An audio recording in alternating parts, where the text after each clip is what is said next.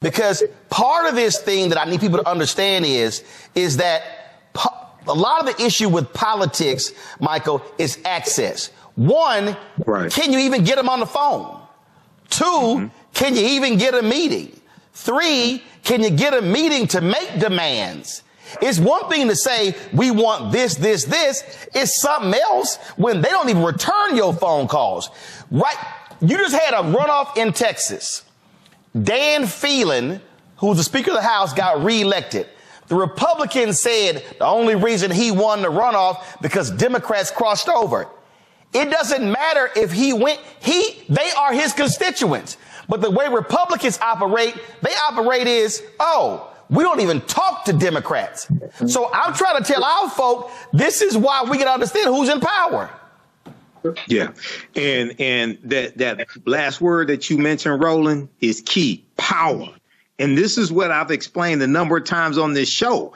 We have to explain to our people that you don't vote for exercise, you vote for power. You vote for policies that are beneficial to you, your community, your people, policies that are good for African Americans, are good for America in general. You have to look at why Republicans work so hard to suppress our vote. Why Shelby County versus Holder U.S. Supreme Court case 2013 was filed? Because they've been trying to repeal or weaken the voting rights act since 1965. OK, and then when we look at those who are in support of a ceasefire in Palestine, and they're saying they're not going to vote for Joe Biden, they're going to go do something stupid like vote uncommitted. Well, if you listen to Donald Trump said he will cut off all humanitarian aid to Palestine. Number one. Number two, when he was in power, when he was in office, he banned Muslims coming from 7 countries. 3, Netanyahu wants Trump in office as opposed to Biden because he knows Trump will allow him to do whatever he wants to do. So we have to understand consequences.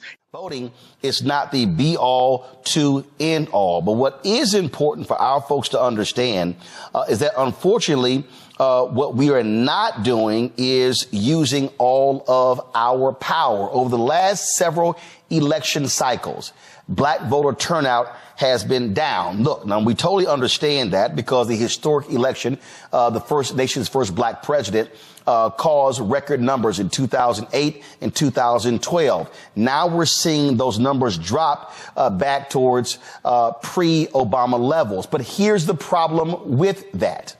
And this is where the percentage of votes that Trump got in 2016 made the difference. When you see black turnout drop, then that actually makes the 8, 10, 12, 14% that he got even more important. We're seeing right now, of course, a lot of these white polls talking about he's going to get 20, 23%. None of the black polls show that. But the problem that we have to understand is that whether we're talking about Biden versus Trump, whether we're talking about Jeff Landry becoming that MAGA Trump-light governor in Louisiana, whether we talk about what's happening in other states, Kemp in Georgia, or county level, mayors or whatever, when black people are not maximizing our voting power, what we're doing is we are making it possible for folks who do not support our positions, who do not stand with us, to then have power and for them to then be able to determine our fate. I made that particular point as the elections were going on in Louisiana. Activist Gary Chambers was on the show talking about that. Gary posted this. Give me 1 second. He posted a series of things on Instagram talking about this very issue. We kept driving this point home, and you know what? A bunch of other black media was real silent. And see, so my problem for right now is I don't want to see these black media people right now doing stories and posting tweets about what's happening in Louisiana if y'all wasn't saying a damn thing before he got elected. And it's a whole bunch of folks out there now complaining about the bills being passed, the power grab that he's involved in. And guess what? They were real silent when it came to trying to get people actually registered to vote. And so what do we now have? We now have a far right-wing MAGA Republican who is seizing power because they now have a supermajority in the legislature, and so they can do whatever it is that they want. And so when we talk about these things, what could happen if Trump wins in November? If you think what's happening in Louisiana and Mississippi and Alabama and Florida and Georgia and Arkansas and Tennessee is bad, oh, boo, you ain't seen nothing until they take the White House and the United States Senate in November.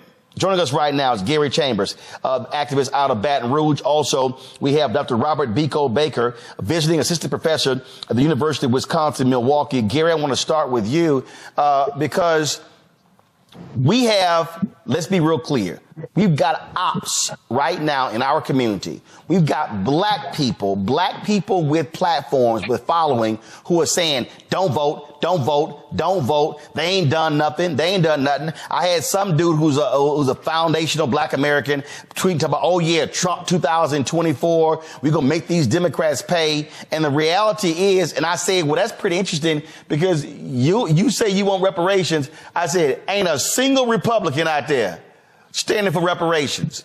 I said, everything on your agenda, they against, but you hollering Trump 2024. And we have to recognize that there are people who are invested in keeping black people from not going to the polls. And when that happens, then we screw ourselves because we're not taking advantage of our power. You know, Roland, you're absolutely right. We have it seems like an all-out assault from some folks in the hip hop and entertainment industry, a lot of influencers out there. And when you say don't vote, you tell me that you fundamentally don't understand how the government works, especially if you are somebody who's paying an immense amount of money in taxes. You don't stop paying your taxes, but you're going to tell me that you're going to stop voting. Every time you go to the store, the government takes some of your money. So what you're deciding is that I'm going to let other people decide who spends my money. You're also deciding who's going to determine the quality of schools. You're deciding who's going to determine who leads my police department. You're deciding who's going to determine the quality of the libraries in my community, whether or not my potholes get fixed. There are people who have the privilege of being single issue voters. I understand the terrible genocide that is taking place in Gaza. And there's a lot of folks who are saying, well, I can't vote because President Biden is leading this effort in Gaza as far as the funding goes. Here's the reality.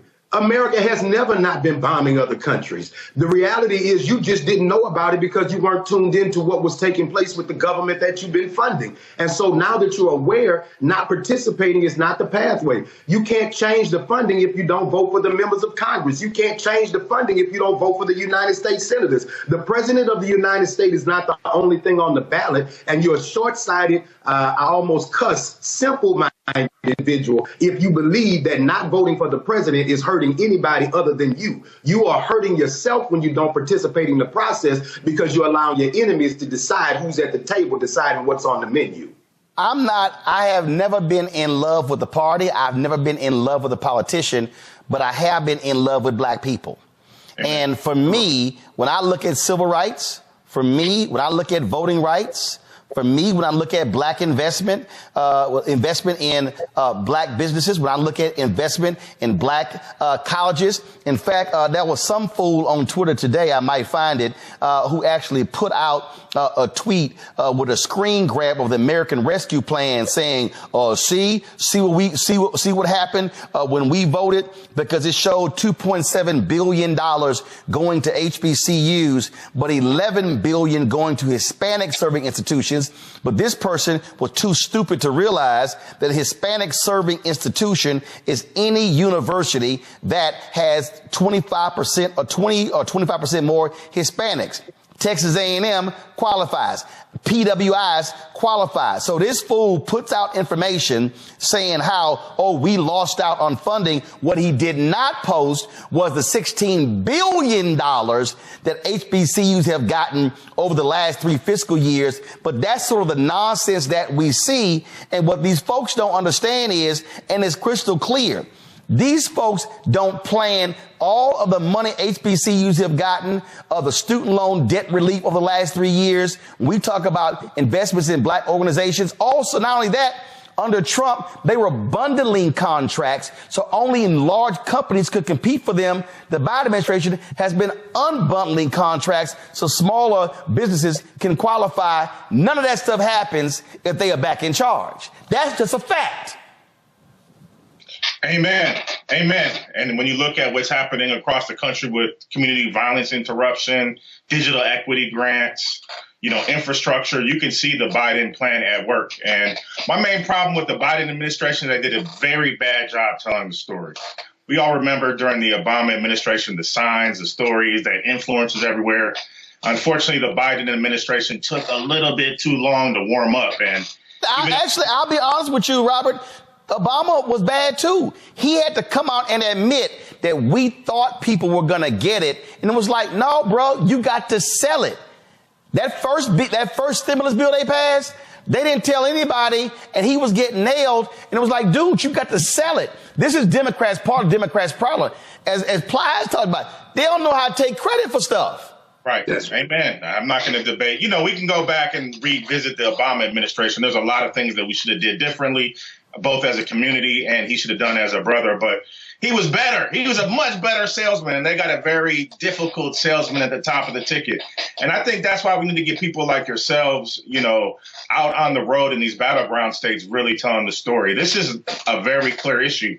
And I know a lot of my people come from the more radical left, and we're looking at Palestine, and it's a very horrific thing.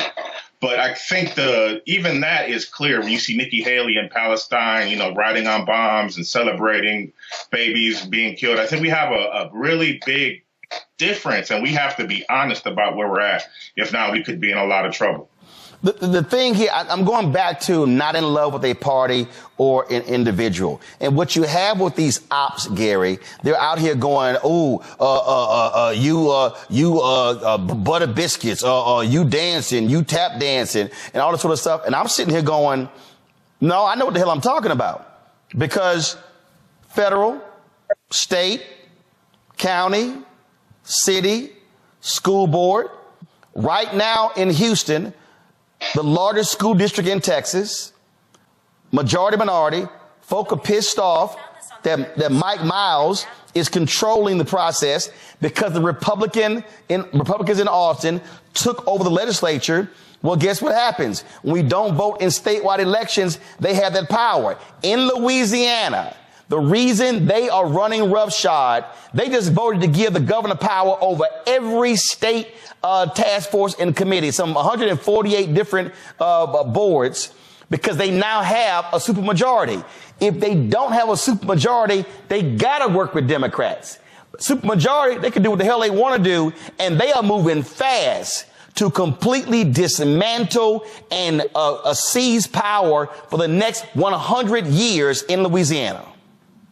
The reality, Roland, is because people don't understand the power that they have in their vote, not participating in the process is how Jeff Landry became the governor. This is a man who won an election with 30-something% of the people in the state showing up to vote. He won 50+% of that vote, which was about 19% of registered voters. 19% of registered voters is less than 20%. I think it's less than 15% of the total population of the state decided who the governor is because people just didn't go to vote. When you don't vote, you give other people permission to make decisions on your behalf. When you don't vote, you allow your enemies at the table for you. More importantly, you give the ability to say that everything that you are working for in your community is not of the same value as somebody else. If you don't understand the process, just say that. But don't sit here and say that people aren't doing anything. If you're frustrated with the speed of the process, just say that. But don't say that people aren't doing anything. I don't believe in blind loyalty, and I'm not one of the people that gets invited to the White House. So when I tell you to vote, I'm telling you to vote because you need to vote for yourself, for your kids, for your grandmama and them, because at the end of the day, these people are taking your health care. They're putting your kids' records online. They're now stripping away. They're giving a law right now in Louisiana that you got to be 25 feet away from the police officer if you're filming them when they're brutalizing you. So the question is, does the cop have to take measure, or do I, to determine how far we are from the police officer? The governor is going to pick the chairman of the board of every state college and institution in the state. He's going to pick the chair of the board for every board that's in the state. Why does one man need to have the ability to appoint the chair of the board if you appoint the members of all of these boards in the first place? Because I want to control what's on the agenda of every meeting in every corridor of the state of Louisiana. And if you got anything on there about diversity and inclusion, if you got anything in there about equity, I don't want you there. And that's because you just decided you couldn't go around the corner 5 minutes from your house and click some buttons in a machine to make sure that somebody was there to defend you and your family. Here's the reason why this really jumped out at me, and that is when I look at various polling. Now, first of all, again, I understand a lot of these polls in terms of how some of these are. And so this was a story that was in the Hill. Share of Black Americans planning to vote drops. And it says fewer Black Americans are certain they will vote in this year's election than in 2020. Only 62% of Black voters say they are absolutely certain they will vote in November, which is a drop from 2020. Now, first of all, this is May. It doesn't mean the number is not going to go up. The issue that I have is, and again, I totally understand people's concerns. I absolutely understand genocide, Israel and Gaza. I totally understand people who say they wanted the George Floyd Justice Act. They wanted voting rights legislation. I understand all of those things. But here's what I also know. Republicans, if they control the House, the Senate, and the White House, every single one of those 5 million Americans who got student loan debt relief, they going to roll that back.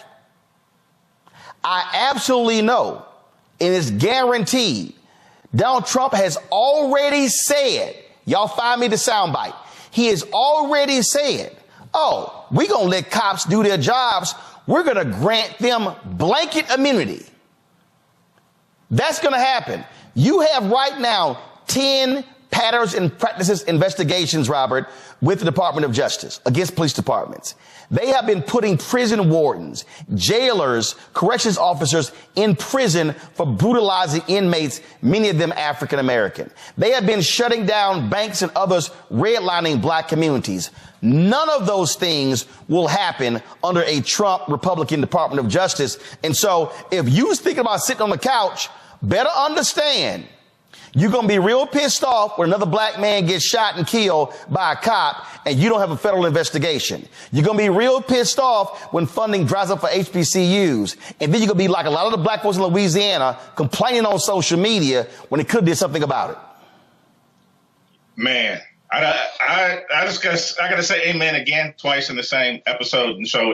Yesterday I was watching your old network, and Brother Tim Scott was on there talking about jobs and justice, and he was saying justice, getting rid of the FBI and Department of Justice, and it's mind blowing in the context of Shelby versus Holder and their gutting of the Voting Rights Act and what they've done to make it harder for people all across the country.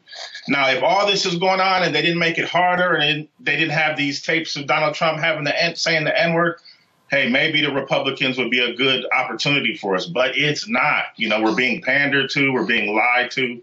And unfortunately, the algorithms, Facebook and Instagram, they're lifting up people like Woe Vicky or King Garcia or academics, these bloggers who have absolutely no, relevance in the political sphere, and they're making their messages hit our youth. And so they're being confused. And even my own son, who's pretty smart, yesterday I said, you see, they got Trump. And he said, all politicians are like that.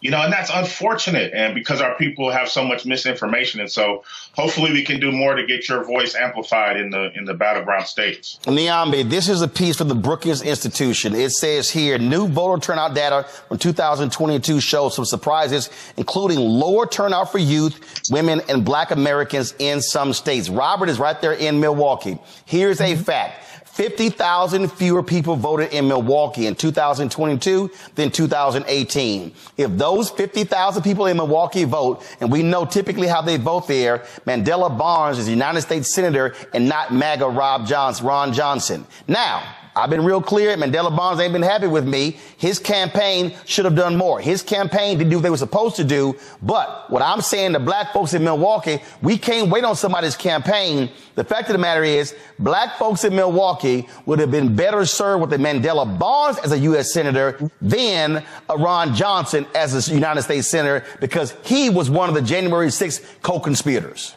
And I think you and your guests have been exactly right, Roland. This idea that we have to be in love with candidates or parties, we need to make practical choices, and we are all constrained because the truth of the matter is whether those 50,000 people show up or not, somebody is going to win this election. And to your point, it's probably not the person you want. And it makes me think of what Jesse Jackson said when he ran in '84, when he was at Tinley Baptist in Philadelphia. He said Ronald Reagan won by the margin of despair. And I think we're seeing something similar happening, not just in Milwaukee. You can think about the Miamis, the Atlantas, the Durhams, the DCs, all of these places where you have people who are disaffected.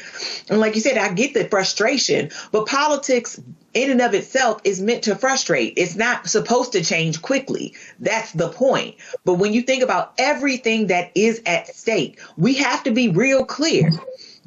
We got to make the best decisions we can with the limited options we have. The options aren't going to change. The political system isn't going to change. And keeping our votes to ourselves just might mean we won't have a vote the next time, because these people are very clear about what they're trying to do. They've already done it in some places, but they're going to do it in other places. They are trying to destroy our communities.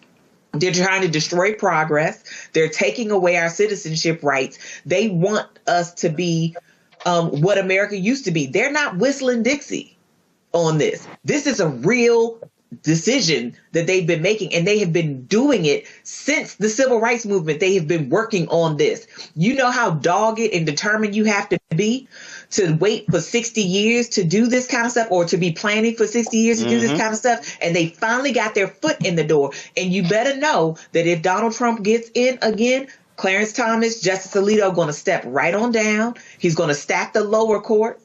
And then we're not going to mention all of the departments that he said he wants to get destroyed. Then you got to think about the people that are coming into governor's offices, into city councils, into school boards who want to restrict our education and keep us learning from Tulsa and all of these other things that are important to us. I mean, these people have a plan for what this life is going to be, and it does not include Black people's well-being. You know, it really drives me crazy, Jolanda, when I hear these dumbasses say, man, there's some scared tactics won't work for us. Earlier, you talked about that Trump wins, Republicans win, they will appoint 2 new Supreme Court justices. Alito and Thomas will step down. Yeah. But we already see what happened with the last 3. The reality is Biden-Harris gets reelected, then they got to try to hold on, and they try to step down. Democrats get to appoint 2. You already got 3 progressive judges. That would give Democrats the majority on the Supreme Court. Now, all of a sudden, you're talking about changing laws. I'm from Texas. You're there in Texas. For folk out there, again, who want to play these games, who don't quite understand what America will be like if Republicans control the House, the Senate, and the White House, just go ahead and let them know the hell you got to deal with in the legislature, where Republicans control the House, control the Senate, control the governor's mansion, and they're just running roughshod. And they control the state Supreme Court, and they control all statewide oppositions. What Texas looks like. And all the courts of appeal. So it's very, very, very difficult. We go in, the Republicans have a majority in all the branches of government. So Democrats very rarely are able to get bills out of the House to get to the Senate. When we do get bills from the House to the Senate is overwhelmingly Republican. They vote down all of our stuff. And then the governor goes and he signs all of this anti-Black stuff. So I'm talking about Black people. And Roland, I want to say this really quickly. I'm really thankful that you have this station, because the mainstream media is whitewashed and they don't tell the truth. But I think that what we need to be as Black electeds is we need to go into our communities and we need to connect the dots for them. People that are struggling. The way I grew, we have lights. We didn't have water. We got evicted all the time. My mother was trying to figure out how she was going to pay the rent, how she was going to pay the car note, how she was going to fix her broke car. So my mother wasn't paying attention to that stuff. And of course, we were worried about how we ate. So and also, Roland, there are digital divides. So some people who are poor don't have access to the internet. I say that to say this. When you're struggling, you're worried about the thing you can't pay or the thing that's keeping you down right now. We as elected officials have to go and we have to speak to people and connect the dots for them. Like, you're mad that they've taken over HISD. Well, we need to have more state representatives and more state senators and a governor who appreciate public education. So you can't miss that election. Or you don't like what they're doing in a school or how much they're paying. Well, you need to go to the school board. People don't know that. And I'm ashamed to say that when I ran for office and when I was 37 years old, I'm about to be 59, but when I was 37, I didn't know there was early vote. So a lot of people don't vote early, Roland, because they don't know there's early vote. And I was a lawyer by then. So we that know the system, we've got to go talk to people. And we also need for local electeds to go and talk to the people because they're around us. But one thing I'll say, and let me be clear, I'm a Democrat and I'm voting Democratic, but I'm challenging the Democratic Party in Harris County and in Texas to do better by Black people. You were the only media initially who followed that the Harris County Democratic Party, led by white men, were trying to remove Black women from the ballot who are running for judge. So we can't get media to cover these stories. They don't want to do that. We've got the same problem here with Pride. Pride, which I happen to be the first openly gay person in the Texas legislature, it finally has Black people on it. Well, a white group is coming. They're trying to take Pride back. The mainstream media won't cover it. And so what I'm saying to you is the people that are in the trenches where they are need to go and explain to their constituents because we're proximate to them. We're close to them because some people are just struggling so hard. And I think that we have time, Roland. That's what I'm excited about. We have time. It's May? It's going to be June. So we can go out and we can make a commitment. The elected, we have things that we can talk about. We can come to you. We know you'll talk about it. But it's way more complicated than we think, but we cannot speak over struggling people's heads. We've got to connect the dots for them. Otherwise, we are going to be apathetic and we're just tired. And the thing here, and I appreciate talking about in terms of the role of the show here, I love these fools. I love these fools. Man, you sitting here begging for the money. Guess what? Let me be real clear. The political advertising money that we got in 2020, that paid for the staff for the first 6 months of 2021 because advertising dropped. Mm-hmm. Mm-hmm. Now, all y'all fools who talking all this mess, Sinclair, right-wing Sinclair, after the 2022 election, announced they made $314 million off of political advertising. And for all y'all folk who run y'all miles talking about, man, you trying to beg for dollars, understand this here. Every media company in America, Fox, CNN, MSNBC, NBC, ABC, CBS, Salem Radio, Westwood, Cumulus, iHeartRadio, Urban One, Radio One, every single media company projects they're going to make 30 to 40% more money in an election year because of political ads, and that's going to handle their budgets in the first 2 quarters of the following year. And so you can't on one hand go, man, we got to do for self, when the reality is this here. If we're able to get 2-3 million in advertising, that's more than our fan base is giving. And that keeps me from having to keep begging folk to give because they should be advertising on this platform just like they do on all the other networks. We talked about connecting the dots, and that's what all this is about. Rob, I'm going to come back to you before I go to Michael. Here's the thing. And for the folk who don't understand, Robert, you're there in Milwaukee. Who is more likely to meet with and communicate with Black people in Milwaukee?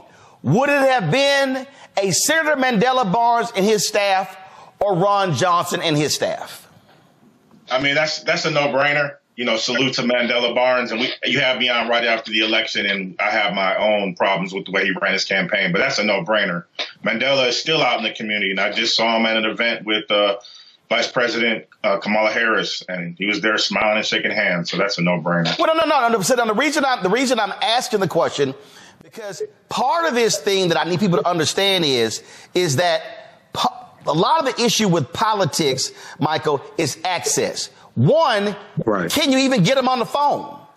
2, can you even get a meeting? 3, can you get a meeting to make demands? It's one thing to say, we want this, this, this. It's something else when they don't even return your phone calls. Right? You just had a runoff in Texas. Dan Phelan, who's the Speaker of the House, got reelected. The Republicans said the only reason he won the runoff because Democrats crossed over. It doesn't matter if he went, they are his constituents. But the way Republicans operate, we don't even talk to Democrats. So I'm trying to tell our folk, this is why we can understand who's in power. Yeah. And that last word that you mentioned, Roland, is key: power. And this is what I've explained a number of times on this show.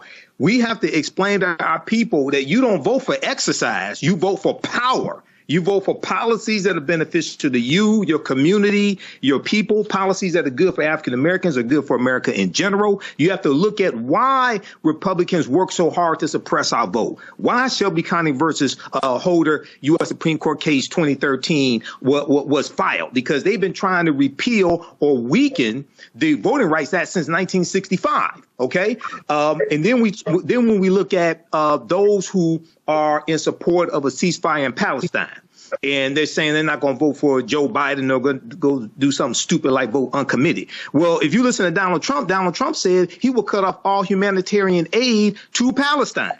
Number one. Number two, when he was in power, when he was in office, he banned Muslims coming from 7 countries.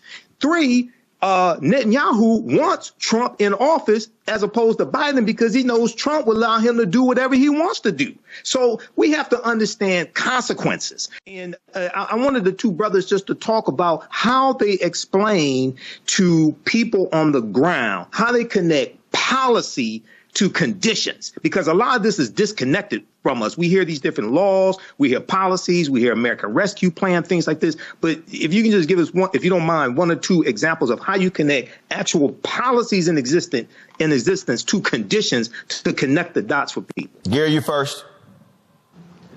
One of the things that I've thought is critical is that, if you are not having conversations with the people that are running in your local community about what's taking place, then you can't expect those people to deliver on something that you're not putting a demand on. We're expecting people to come into our communities and do things that we haven't even asked for. When I first got into advocacy, there wasn't an emergency room close to my home because the previous governor, Bobby Jindal, closed hospitals in the state because he privatized health care. Black folks helped elect John Bell Edwards that expanded Medicaid expansion, and then we put a demand on it that we wanted an emergency room. Now there's a $10 million investment after the term of John Bell Edwards where an emergency room is within 2 miles of my home. When you talk about police policy, after Alton Sterling was killed, we had a mayor in our city who was ignoring the calls of the community to change police policy. I don't know how many times I've come on Roland's show and talked about the advancement and the things that we've changed as a result of making Mayor Sharon Weston Broome the mayor. Matter of fact, we had the chief go viral because he was challenging the city council about the things that he was doing to hold police officers accountable in Baton Rouge. That doesn't happen if we don't elect the mayor and we're not involved in the conversation. And so some people are just being too short-sighted and looking at what's making you angry. That's making an emotional decision. Voting is a business decision. This is a business decision. Every day we go in the ballot box and vote, that's to do business on behalf of our community, business on behalf of our family, and business on behalf of the future generations that cannot vote right now because there were people who went and voted so that we could have the liberties that we have today. There's a quote that my grandfather used to talk about, strong men make good times, strong men make good times, and good times make weak men make bad times. Too many people are being weak in their decision making, and we are producing bad times for the future of our children if we're not doing our responsibility and showing up. Robert, the thing that is jumping out at me again as we're having this conversation, and again, I love it when the haters start talking. Because my parents are watching. So I had the opportunity as somebody who was 8, 9, 10, 11, 12, 13, all the way up to now I'm 55. To be able to see 2 folk who never went to college, two folk who never made more than $50,000 combined, worked with others to create a neighborhood civic club in Clinton Park in Houston. And I watched as these folk, a handful of people, most of them, none of them went to school, went to college, talk about what they wanted in their neighborhood. But here's what they had to then do. They had to then go, okay, well, if we want some overgrown lots cut and we want some crack houses, abandoned crack houses torn down, that's government. We got to go to government to get it done. Then they were like, well, you know what? We need some new sewer systems and sidewalks and street lights and the park refurbished. That's government. That took place through a bond election. They were concerned about security in the neighborhood. So what did they do? They said they went and met with the police commander. They didn't go yell to the city council person. Who was the commander over the area where we lived and knew him on a first name basis? I remember there was a little young white cop. My brother, he was at Texas A&M. He was a freshman. I was a senior at Jack Yates High School. And they stopped by our house from a choir event in Beaumont, and they were lying in the street. Well, the cop decided to come down, blaring his horn, tell them to move their cars, said a fire truck couldn't get down. It was crazy. So my dad was pissed off. And they called the commander, I need everybody listening, called the commander and had that cop come back to our house to apologize. That doesn't happen if you don't understand how government works. Now, imagine if my parents didn't vote.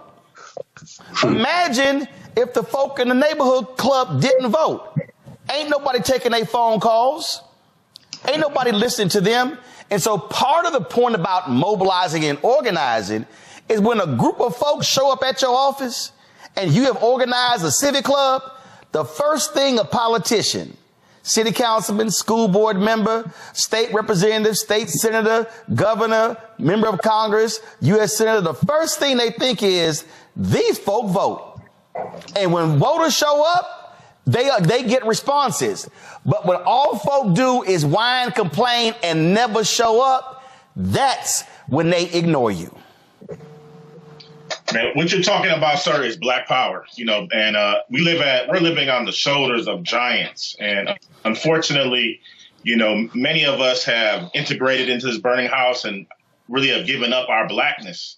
And what that does is allows us to be politically weak, so that because we don't have an agenda. And so many young people, what we're really talking about is a young thing, because the ops are in the young people's ear on social media so much. It's coming through so many channels, and I feel bad for them.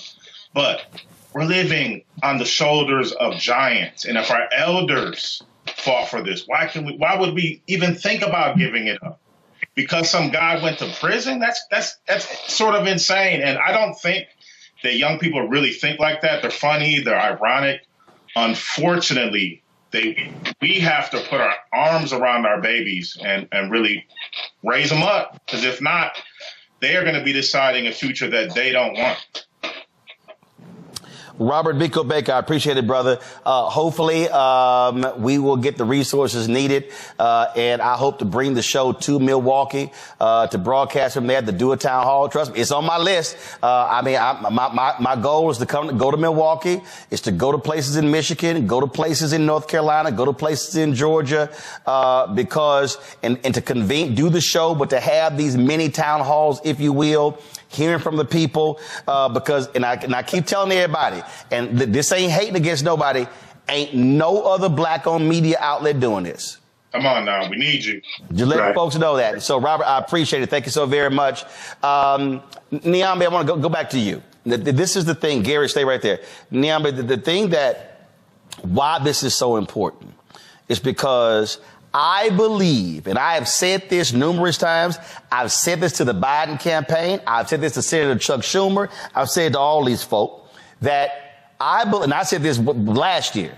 First of all, I said that Biden-Harris should have started re-election the day after the inauguration. That was one. Absolutely. So I think they started too damn late.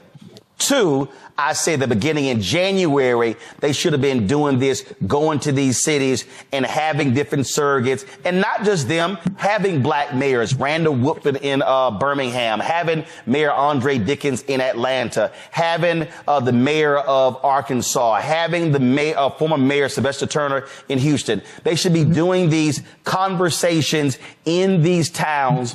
Again, inviting someone like us in to live stream that and answering people's questions. If people say, well, I don't know what they've done on this, boom, we got the answer for you. What about this? And because I believe that January to August was what I call the education and informative stage.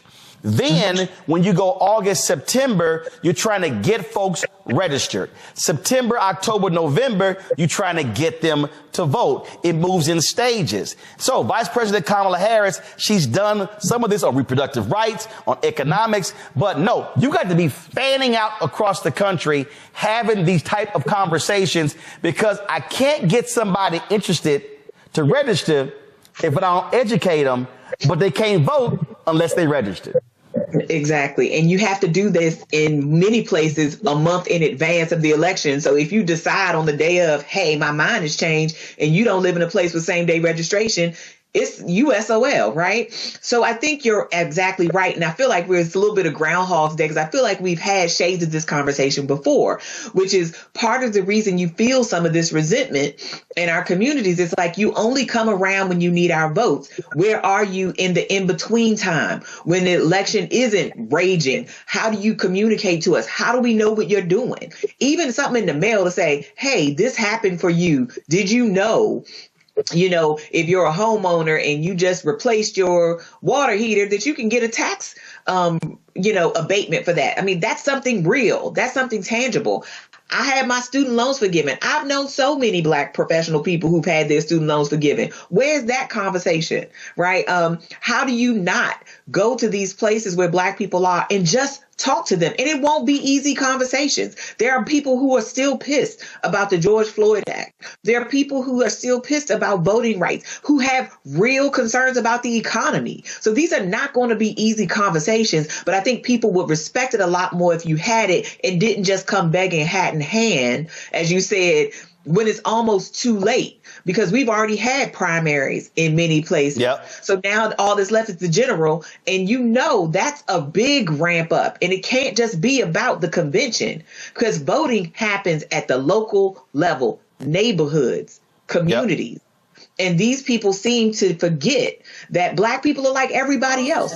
We want to be courted. We want to be told we're pretty. We want to be told we're valuable, and we want to be shown that every day. And if you can't make policy happen because you have an obstructionist Congress like what you have right now, then you need to communicate that to people and tell us what you're doing to remedy that and get around it. This is the thing that jumps out at me, Gary, when we're talking about mobilizing and organizing and what has been done. And again, this is how I operate. I operate in facts.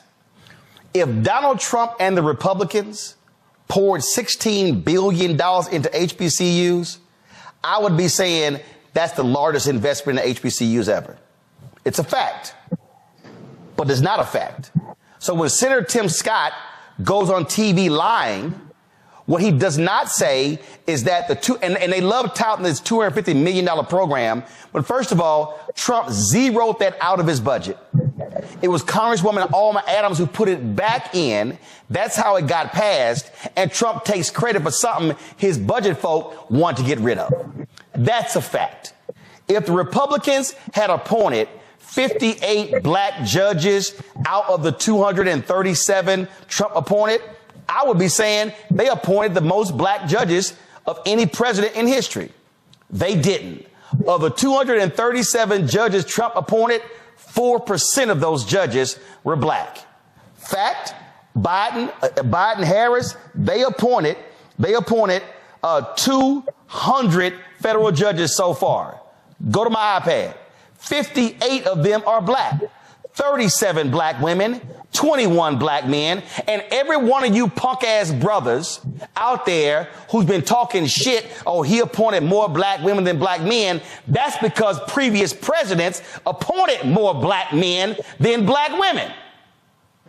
for folk who don't understand facts. And so this is where, when somebody comes at me, I'm just answering with fact. And the fact of the matter is, if Biden-Harris has done this in student loans, this in HBCUs, this in fund, I'm going to lay it all out, and I'm going to compare it to what Trump has done. To me, this is an easy-ass vote. It's not difficult at all. You know, you don't have to be a chief spokesperson for Joe Biden to do what's in your best interest. And I think that, you know, there's a host of things that we can complain about with the Biden administration, but we also have to be honest. When you look at the stabilization of what he did after COVID, because Donald Trump left us in a mess while a bunch of your grandmothers were sick or dead as a result of COVID and the pandemic, when you look at the ability to pass the infrastructure plan, the reality is government is like a big boat, not a speed ship, not a speedboat.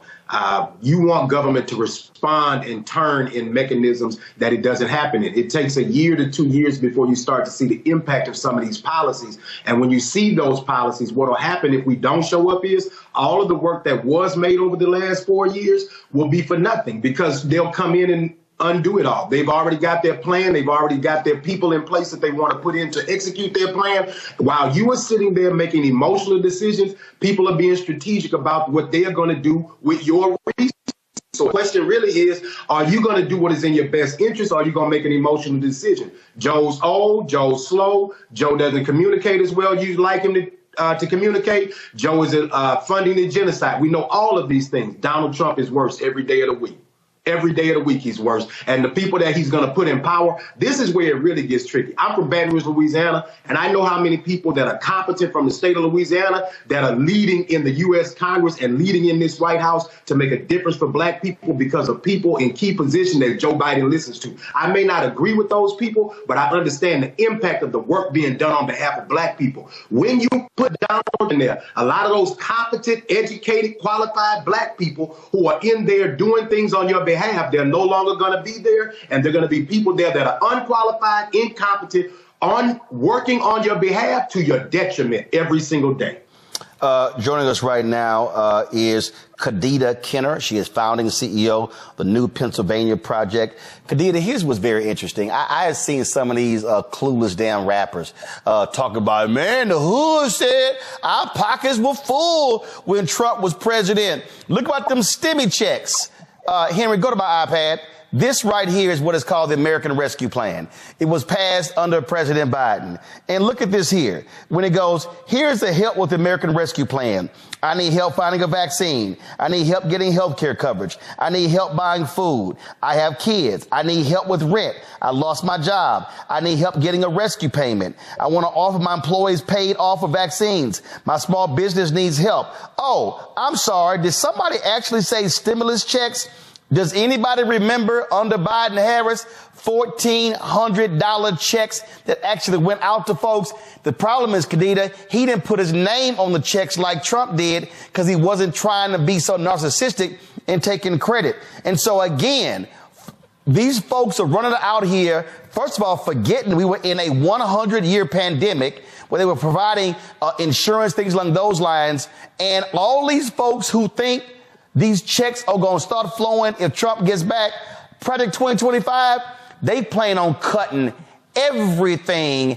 And all y'all folks out there who are pissed off that your taxes are higher, that was a part of the Trump tax cut where your taxes went up in 2024, 2025, and they want to make the Trump tax cuts for the rich permanent next year.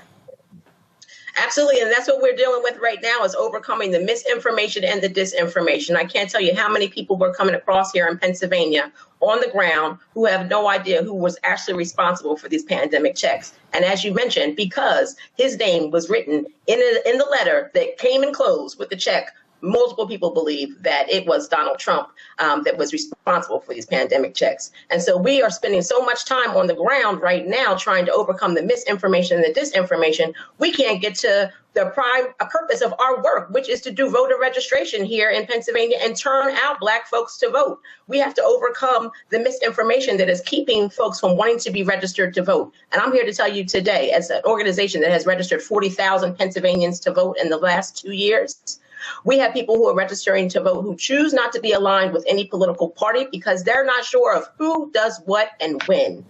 Last year, it was 17% of the folks we were registering to vote registered as unaligned, not choosing to belong to the Democrats or the Republicans. This year, that number has gone up 11 points to 28% of those we are registering here in Pennsylvania choosing to be unaligned from political parties, and mostly because they don't know who the Democrat is, who the Republican is. Civics have been taken from out of their public school systems. And so we're having to provide all of the civic education on the ground. At the same time, we're trying to get folks registered to vote and turn them out. And again, for all the folk who sitting there saying, man, you sitting there caping, no, I'm stating facts.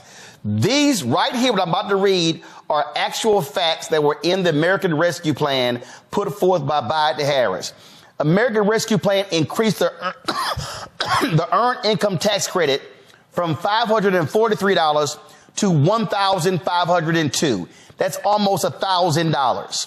Also, those with children, they increased the child tax credit from $2,000 per child to $3,000 per child for children over the age of 6 and $3,600 for children under the age of 6. And they raised the age limit from 16 to 17. The plan also made more people eligible and increased the total credit to $4,000 for one qualifying individual and $8,000 for two more. Oh, remember the unemployment insurance? Republicans, remember Lindsey Graham? They stopped increasing unemployment insurance in South Carolina. The American Rescue Plan extended unemployment benefits until September 6th with a weekly supplement benefit of $300 on top of the regular $400. And the first $10,200 of unemployment benefits were tax-free for people with incomes less than $150,000. Kadida, the last point is this here. John Hope Bryant was on our show. He also reminded people the earned income tax credit is retroactive. So if you forgot to actually get it, you can go back and get it applied to your taxes. None of that happened because of Republicans. So for the folk who say, man, our pockets have been empty with Biden, y'all sure wasn't hell complaining about that money. Absolutely, they were not. And there's so much more that this administration has done. If you think about the last 30 years, this administration has helped to put forward more Black entrepreneurs than any other administration in the last 3 decades. There's 2.6 million more jobs for Black folks in this time.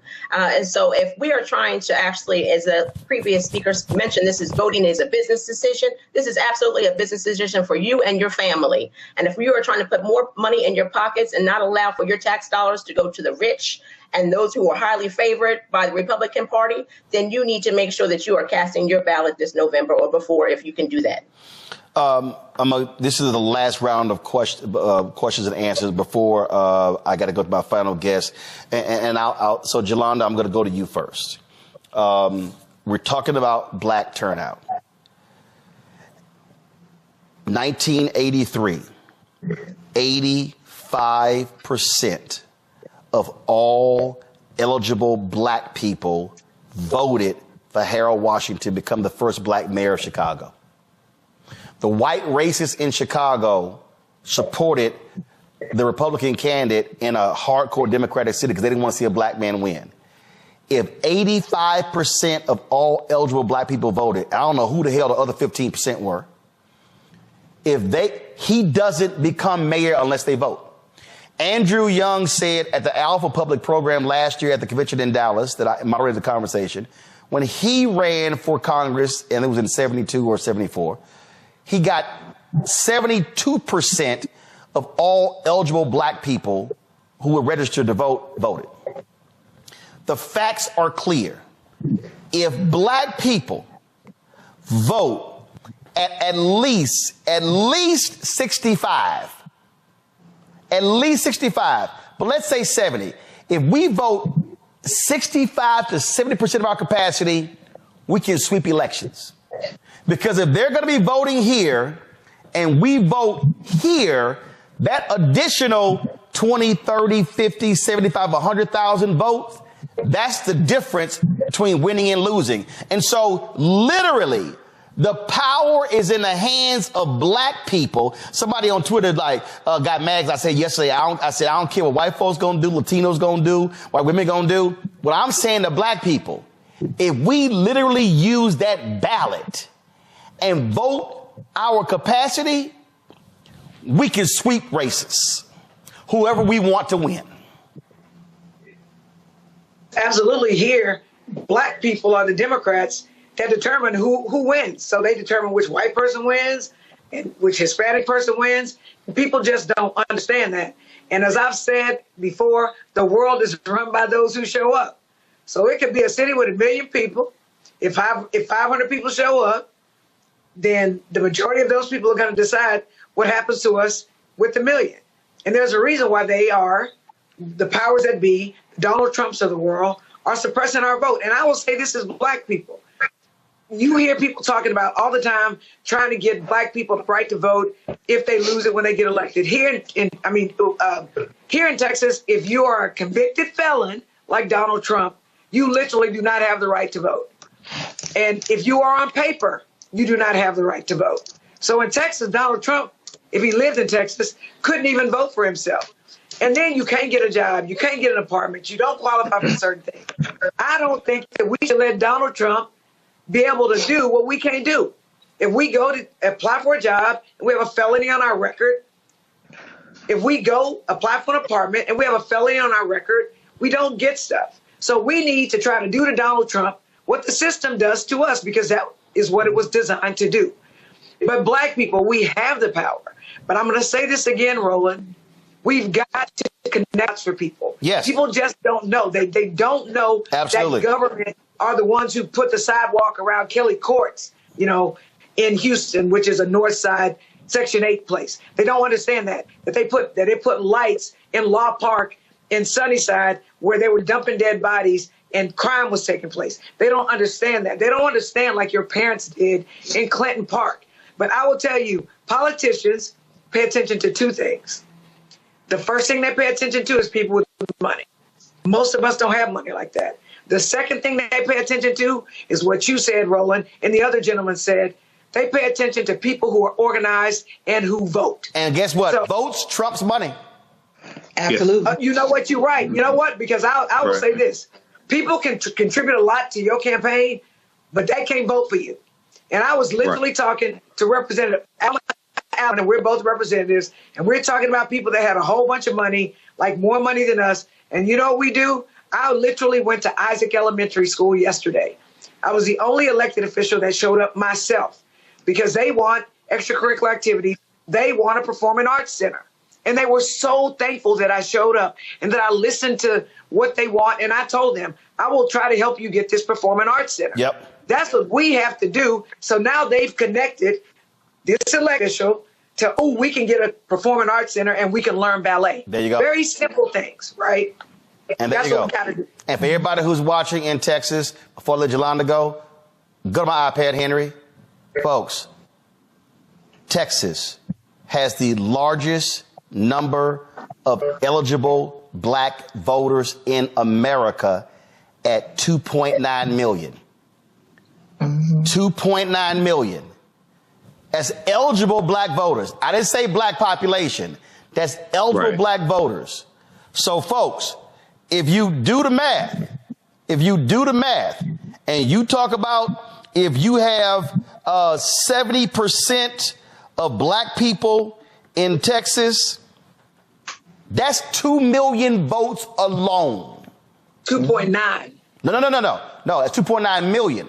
I said, but if we vote at 70% of our capacity. Okay. Yeah. Now, here's the whole deal, y'all. Here's the whole deal. Let me see here. Ted Cruz, Beto ran against Cruz, and he ran against Abbott as well. Yeah, Ted Cruz beats Beto. I just want to see the vote total. Hold on one second. Vote total So right here, the vote total was Cruz 4.2 million, Beto 4 million. If we voted at 7% of our capacity, we alone deliver half of the votes needed to win. But guess what? Makes it harder if we vote at 30%. 40%. That's how the game changes. Representative Jelana Jones, I appreciate it. Michael, your final comment.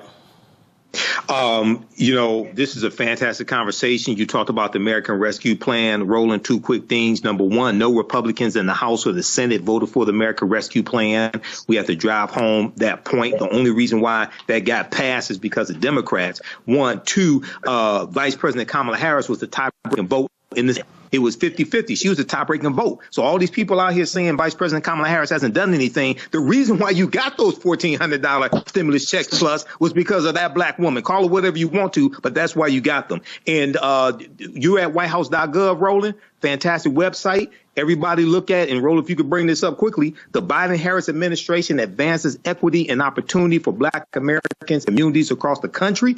I refer to that oftentimes. That's a 36-page document at whitehouse.gov that breaks down category by category how the policies of the Biden-Harris administration are helping the African-American community. Republicans overwhelmingly voted against these policies or are against them and will reverse them if they get back control of the White House, the Senate, and keep control of the House of Representatives. Elections have consequences. Michael, we appreciate it. Thanks a lot, Niambi.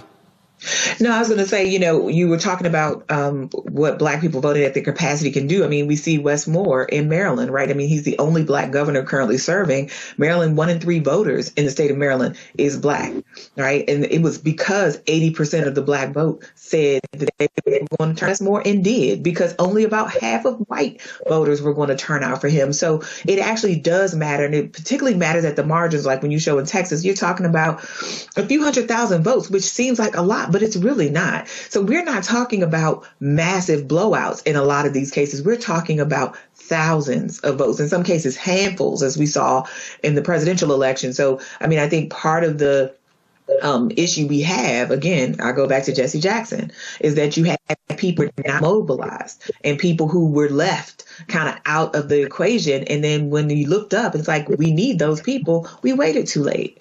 And then the election is over. Absolutely. Well, appreciate it. Let me now go to, let's see here, Kadida. A lot of election deniers that are currently sitting in our state legislatures. And that is something that we should all be considering in this moment. I look at the black vote here in Pennsylvania in 2022 and the rate in which we showed up to the polls ensured that we have our first black woman Speaker of the House in our state legislature. It also showed we have a black man as our lieutenant governor. And so the power of the black vote can do incredible things if we come out in record numbers. In Pennsylvania, we need to come out at the 70% number that you mentioned. Roland, we were 67% in 2020. And so we need to make sure that we vote at more record numbers here, and the youth must come out and cast a ballot. And unfortunately, if you have 4 grandchildren, the likelihood is only one of those 4 are registered to vote. So let's get the children involved, let's get the young folks involved, and let's get everybody to the polls. Absolutely. Closes out, Gary. I live in the 50th ranked state in the nation, and it is the second blackest state in America. When I ran for Congress, 18% of the population showed up in the second congressional district here in Louisiana, which at the time was the only black congressional district. Because black folks thought we're going to get a second black congressional district rooted out of Baton Rouge, which gives us another seat in Congress for somebody to go and fight for millions of dollars for the people of Louisiana. There are other states that are getting more representation. That is going to be transformative for your community, only if you vote, though. It doesn't happen because of osmosis. It doesn't happen because we hope it gets better, because we pray it gets better. Faith without works is dead, and faith ain't foolish. If you ain't getting off your tail, go do something, it's not going to happen. And for those of us who sacrifice from our families and go out there and do this work every day, you spit in our faces when you tell us you're not going to vote, because we sacrifice every day and go out here and do this work. And so if you appreciate the work that I do, if you appreciate the work that Roland does, if you appreciate the voices that you've heard and the things that we are consistently doing to advocate, don't spit in our face and tell us that you're not going to participate, because too many of us are out here every day doing things we don't have to do on your behalf for all of us. And all you got to do is go around the corner and cast a ballot. Do your part so that we can all do better. Absolutely. So just trying to let folk know, again, let me be very clear. What everybody here has said, this ain't about a party. This is not about an individual. This is not about who I'm in love with. This is not about somebody that excites me. This is not about somebody that gets me energized. This is about us. When you cast a ballot, you ain't just voting for you. You voting for your sons and daughters, your nieces and your nephews, your cousins, your aunts and your uncles, your mama and your daddy, your grandparents, your friends, sorority sisters, fraternity brothers, church members. That's who you voting for. This is not a moment. And we've had now 4 consecutive elections, actually 5. We can go back to every election since 2012, and we have seen the black turnout drop. We've seen it drop. We see the numbers where voters 65 and older who are black, they say, oh, we voting. We see voters 55 to 64 saying, yeah, we gonna vote. But then when you go below 54, I don't know. I'm gonna stay on the couch. Yeah, I ain't feeling it. Yeah, you know, he too old. Yeah, I don't know. Niambe said it. Somebody gonna win. You can come up with every excuse you want to about the election, but let's be real clear. Somebody is going to be the president and the United States Senator from your state and the congressional member from your district and the governor from your state and the state senator and the state rep and the mayor and the city council member and the district attorney and the judge and the tax assessor. Somebody's going to win. And if you choose to sit at home, not a problem. I can guarantee you there's somebody else who's like, ooh, yes, them black folks, they sitting their asses at home. Oh, yes, we could win everything because they ain't voting. And let me remind y'all, in 2016, who thanked black people for not voting? Not for voting. Donald Trump did not thank black people for voting for him. He thanked black people for not voting in the election. And what he was saying is, you fools helped me win. The question is, do y'all want to help him win in November by sitting your ass at home? It's really up to you. Real quick, Michael, you had an announcement real quick. Go.